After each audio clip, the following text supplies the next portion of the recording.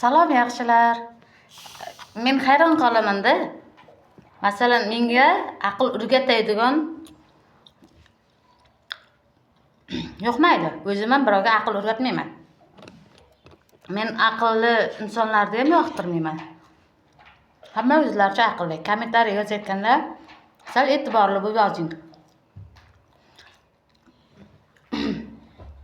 Kimlar maslahatga zor, kimlarga maslahat berish kerak, o'shanga ham odamzodni solgan aql yetish kerak.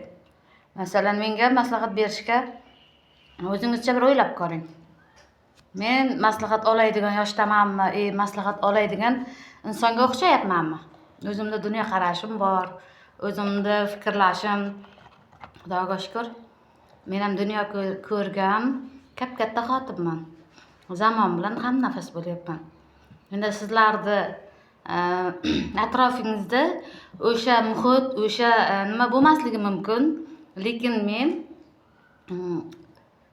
o'zim bilaman qanday video qilishni, nima chiqarishni. O'shaning uchun aqlli bo'ling-da.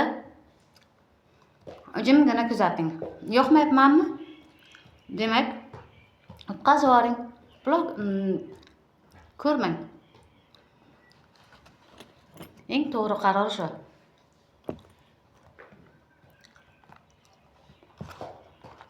Chunki men sizlarni hayotingizga bir nusxa aytganim yo'q, to'g'rimi? Men sizlarga aqllilik qilayotganim yo'q. Shu gap yetib bordi degan umiddaman.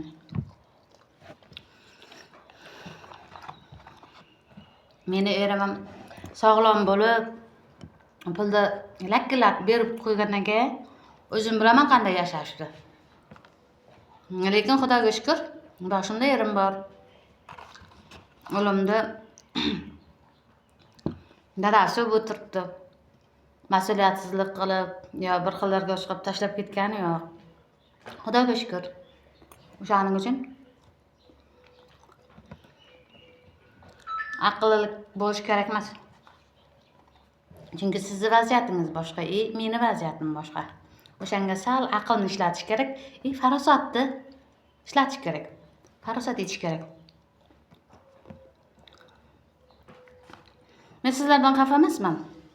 Chunki hammaning o'zining dunyo qarashi bor, o'zining fikrlashi bor. Siz bilan meni fikrlashim to'g'ri kelmadimi? Ko'rmang. YouTube'ni ko'rmang. Meni kanalimni ko'rmang. Ko'radiganlar bor. Zamon bilan hamnafas bo'lish kerak. Men sizlarni yaxshi ko'raman. Alloh uchun yaxshi ko'raman. Hech kimga adovatim yo'q. Hech kimga g'arazligim yo'q.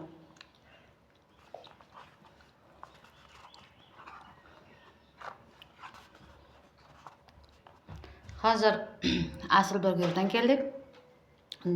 Saboyga olib kelgan edim. O'g'limiz ikkalamiz yeb mazza qilib mana tugadi.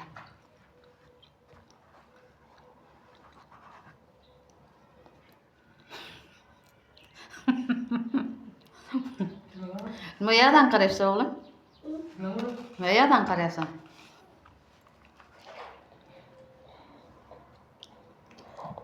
Siz aqlingizni ishlatsangiz, yomon kommentariy yozayotganlar. Aqlingizni ishlatsangiz, aqlingiz yetsa, hech ham unaqa gap yozmaysiz. Farosati bor, aqli joyida insonlar yomon fikr yozmaydi. Chunki sizda bor aql, bizda ham bor.